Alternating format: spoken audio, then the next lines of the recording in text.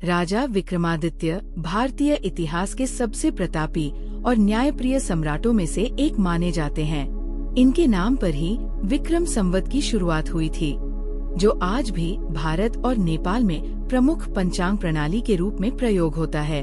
इनकी वीरता, बुद्धिमत्ता और अद्वितीय न्यायप्रियता के कारण इनकी गाथाएं जन जन में प्रचलित है। राजा विक्रमादित्य का जन्म उज्जैनी, जिसका वर्तमान नाम उज्जैन है, जो कि मध्य प्रदेश में है, वहां उनका जन्म हुआ था। उनके पिता राजा गंधर्वसेन थे, जो कि एक प्रतापी शासक थे। विक्रमादित्य का असली नाम विक्रम था, लेकिन अपने पराक्रम के कारण वे विक्रमादित्य कहलाए। बचपन से ही वे ज्ञान, शस्त्र विद्या, रणनीति और धर्म में अत्यंत निपुण थे। उनकी बुद्धिमत्ता और न्यायप्रियता को देखकर लोग समझ गए थे कि ये बालक भविष्य में एक महान सम्राट बनेगा। एक समय उज्जैन पर शक्तिशाली शत्रुओं ने आक्रमण किया। राजा गंधर्वसेन युद्ध में मारे गए और राज्य संकट में पड़ गया। तब युवा विक्रम ने अपनी वीरता से शत्रुओं को परास्त किया और उज्जैन के सिंहासन पर बैठकर सम्राट बने। उनके सिंहासन को सिंहासन बत्तीसी कहा जाता था, जिसमें 32 पुतलियां थी, जो उनकी न्यायप्रियता और बुद्धिमत्ता की कहानियां कहती थी। विक्रमादित्य ने अपने शासनकाल में अनेकों युद्ध लड़े और विजयी हुए। वे एक महान योद्धा और कुशल रणनीतिकार थे। उन्होंने भारत के विभिन्न भागों पर विजय प्राप्त कर अपना विशाल साम्राज्य स्थापित किया।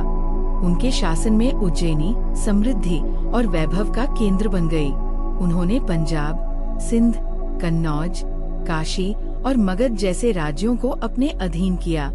उन्होंने विंध्य पर्वत के दक्षिण में भी कई राज्यों को जीतकर अपना साम्राज्य बढ़ाया।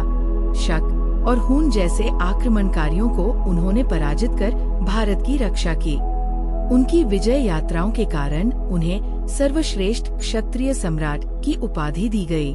राजा विक्रमादित्य की न्यायप्रियता और बुद्धिमत्ता के प्रमाण स्वरूप बेताल 25 की कहानियां प्रचलित है। इन कहानियों में राजा विक्रमादित्य हर बार बेताल की कठिन पहेलियों को सुलझाते हैं और अपनी बुद्धिमत्ता का परिचय देते हैं। राजा विक्रमादित्य विद्या, साहित्य, कला और संस्कृति के महान संरक्षक थे।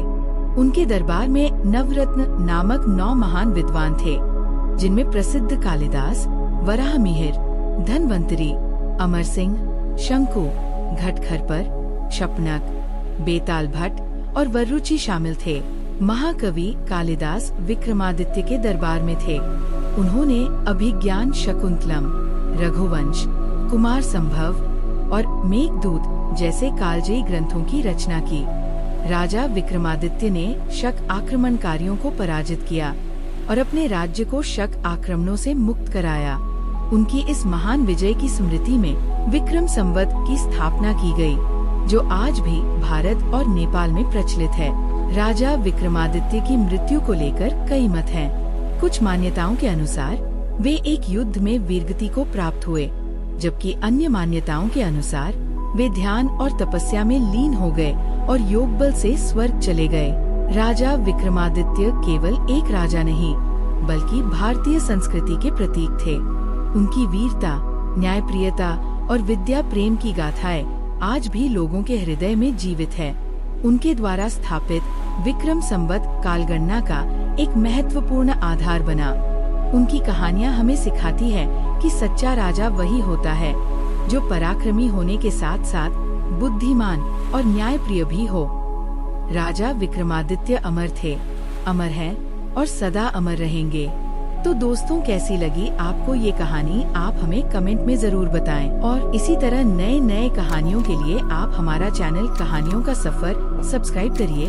तो मिलते हैं हम लोग एक नए वीडियो में। तब तक के लिए गुड बाय।